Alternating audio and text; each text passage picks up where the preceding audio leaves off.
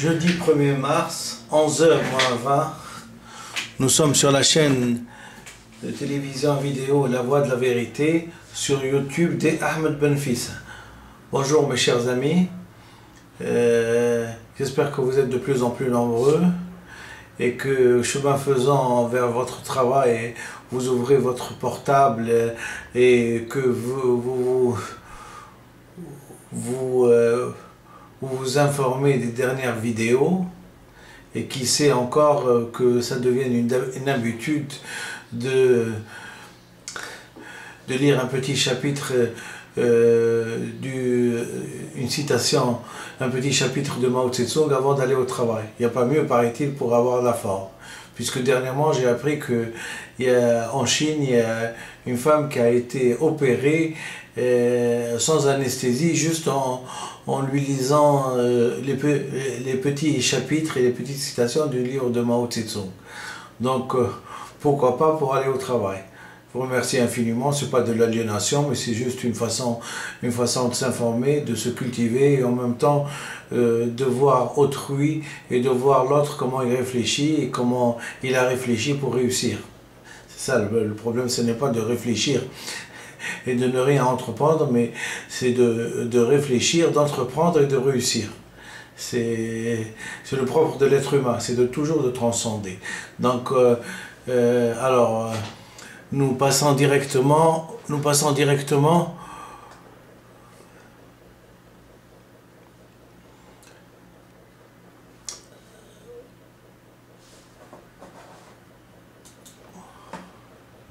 Nous passons directement donc au 33e chapitre du petit livre rouge de Mao Tse-tung, Vive la République populaire de Chine. Petit livre rouge de Mao Tse-tung, chapitre 33, l'étude. Lecture par Dr Benfissa Ahmed. Vive la République populaire de Chine. L'étude. La transformation d'une Chine agricole arriérée en un pays industriel avance et exige de nous un travail des plus ardus. Alors que nos expériences sont encore loin d'être suffisantes, il nous faut donc savoir apprendre. Savoir apprendre. Vive la République populaire de Chine. À l'occasion d'ouverture au 8e congrès du Parti communiste chinois le 15 septembre 1956. Les circonstances sont en perpétuel changement. Et pour que nos idées s'adaptent aux conditions nouvelles, il nous faut apprendre, même ceux qui connaissent assez bien le marxisme, et donc la position prolétarienne, est relativement ferme. Ils doivent continuer d'apprendre et assimiler ce qui est nouveau, étudier de nouveaux problèmes. Vive la République populaire de Chine. Intervention à la conférence nationale du Parti communiste chinois sur le travail de propagande. 12 mars 1957. Nous réussirons à apprendre à tout ce que nous ne connaissons pas auparavant. Nous ne sommes pas seulement bons à détruire le monde ancien, nous sommes également bons à construire un nouveau monde.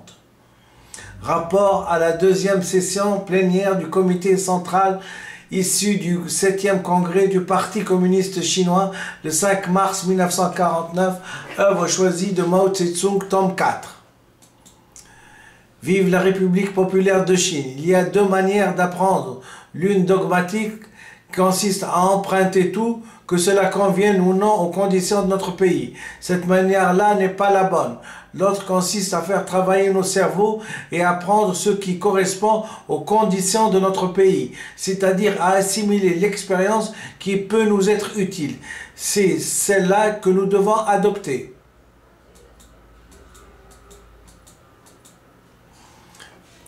Vive la République populaire de Chine. Il y a deux manières d'apprendre. L'une donc dogmatique consiste à emprunter tout, que cela convienne ou non aux conditions de notre pays. Cette manière n'est pas la bonne. D'autres consistent à faire travailler nos cerveaux et apprendre ce qui correspond aux conditions de notre pays, c'est-à-dire à assimiler l'expérience qui peut nous être utile. C'est celle-là que nous devons adopter. de la juste solution des contradictions au sein du peuple. 27 février 1957. La théorie de Marx, Engels et Lénine et Staline a une valeur universelle.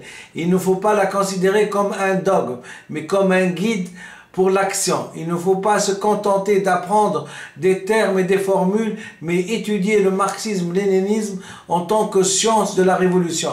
Il s'agit non seulement de comprendre les lois générales qu'ont dégagé Marx et Engels, Lénine et Staline en se fondant sur la vaste étude de la vie réelle et de l'expérience de la révolution. Il faut aussi étudier la position et la méthode qu'ils adoptent pour examiner et résoudre les problèmes. Vive la République populaire de Chine. Le rôle du Parti communiste chinois dans la guerre nationale, octobre 1938, œuvre choisie de Mao Tse-tung, tome 2. Si, étant arrivé à une théorie juste, on se contente d'en faire un sujet de conversation pour la laisser ensuite de côté sans la mettre en pratique, cette théorie, si belle qu'elle puisse être, est dépourvue de toute signification. De la pratique, juillet 1937, œuvre choisie de Mao Tse-tung, il faut assimiler la théorie marxiste et savoir l'appliquer. Il faut l'assimiler dans le seul but de l'appliquer. Vive la République populaire de Chine.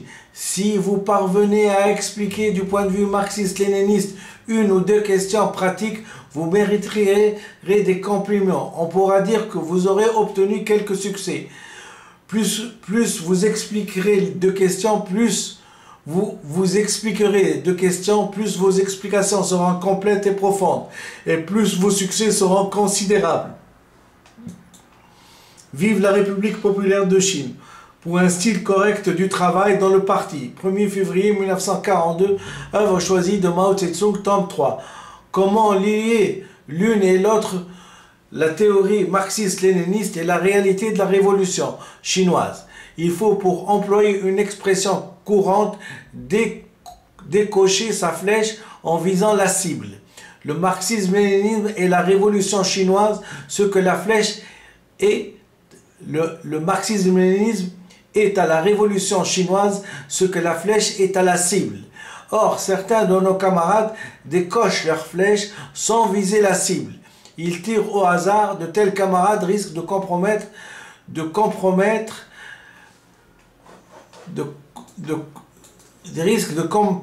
la cause de la révolution.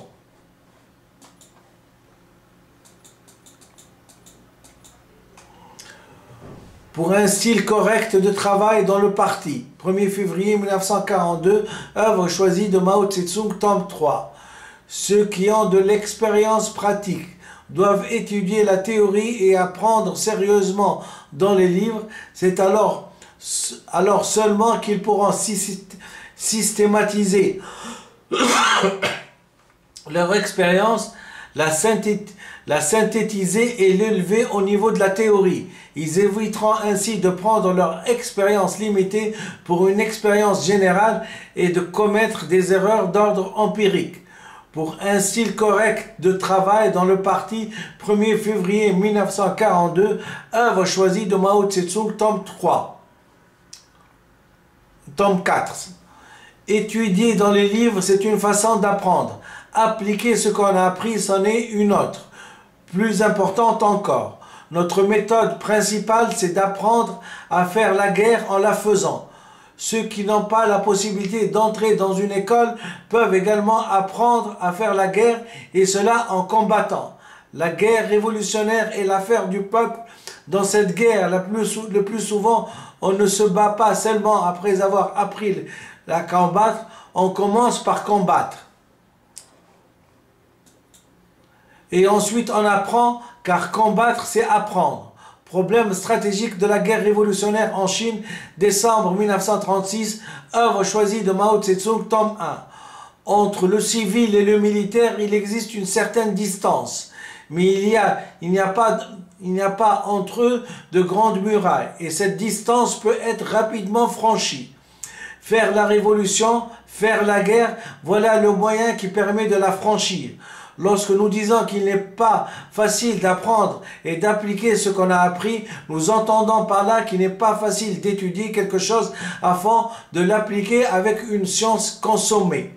Lorsque nous disons que le civil peut rapidement se transformer en militaire, nous voulons dire qu'il n'est pas du tout difficile de s'initier à l'art militaire. Pour faire la somme de ces deux affirmations, il convient de se rappeler le vieux proverbe chinois. Il n'est rien de difficile au monde à ceux qui veulent s'appliquer à bien faire. S'initier à l'art militaire, c'est pas difficile.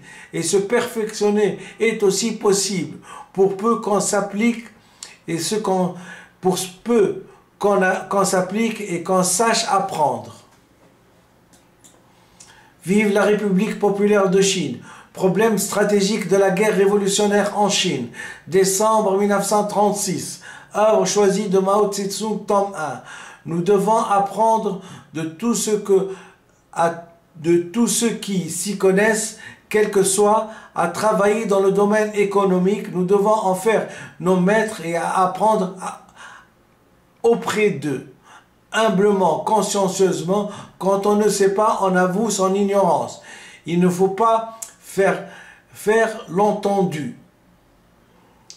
Je répète, problème stratégique de la guerre révolutionnaire en Chine, décembre 1936. Œuvre choisie de Mao Tse-tung, tome 1. Nous devons apprendre de tous ceux qui s'y connaissent, quels qu'ils soient, à travailler dans le domaine économique. Nous devons en faire nos maîtres, apprendre auprès d'eux, humblement, consciencieusement. Quand on ne sait pas, on avoue son ignorance. Il ne faut pas faire l'entendu. De la dictature démocratique populaire, 30 juin 1949, œuvre choisie de Mao Tse-tung, tome 4. Les connaissances, c'est la science, et la science ne saurait admettre la moindre hypocrisie, la moindre présomption. Ce qu'on exige c'est assurément le contraire. Honnêteté, le contraire, honnêteté et la modestie. Les connaissances, c'est la science, et la science ne saurait admettre la moindre hypocrisie, la moindre présomption. Ce qu'elle exige, c'est assurément le contraire. Elle exige donc l'honnêteté et la modestie. De la pratique, juillet 1937, œuvre choisie de Mao Tse-tung, tome 1. Vive la République populaire de Chine. De la pratique, juillet 1937, œuvre choisie de Mao Tse-tung, tome 1. Notre ennemi dans l'étude, c'est la suffisance. Quiconque veut réellement apprendre doit commencer par s'en débarrasser, s'instruire sans jamais s'estimer satisfait, et enseigner sans jamais se lasser. Telle doit être notre attitude. Le rôle du Parti communiste chinois dans la guerre nationale, octobre 1938, œuvre choisie de Mao Tse-tung, tome 2. Certains se croient bien savants pour avoir lu quelques livres marxistes, mais leur lecture ne pénètre pas, ne prennent pas racine dans leur esprit. Ils ne savent pas en faire usage et leur sentiment de classe reste inchangé. D'autres sont pleins de morgue.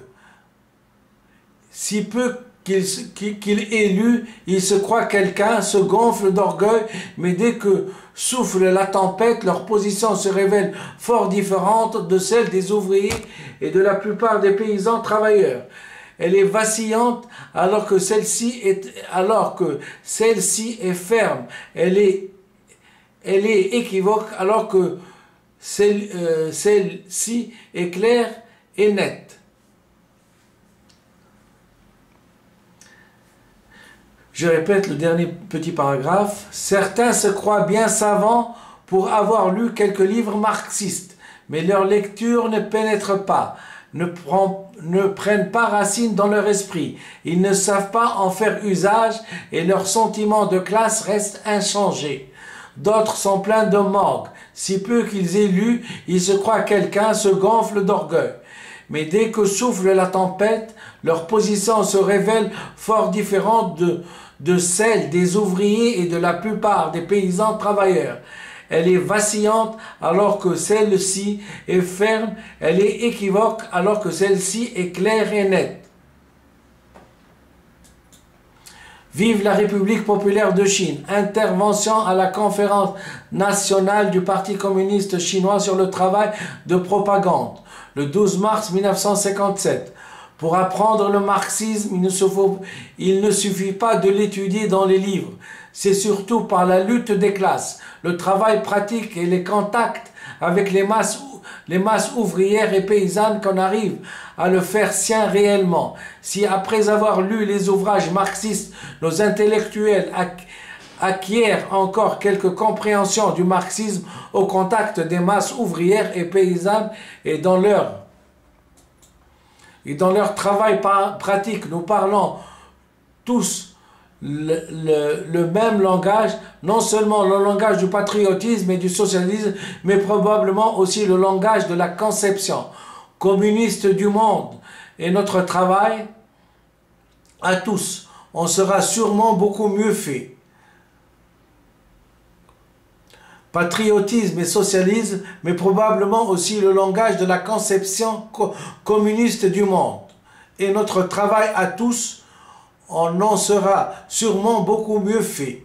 Intervention à la conférence nationale du Parti communiste chinois sur le travail de propagande. Chineinformation.com. Je vous remercie infiniment. C'est un chapitre important.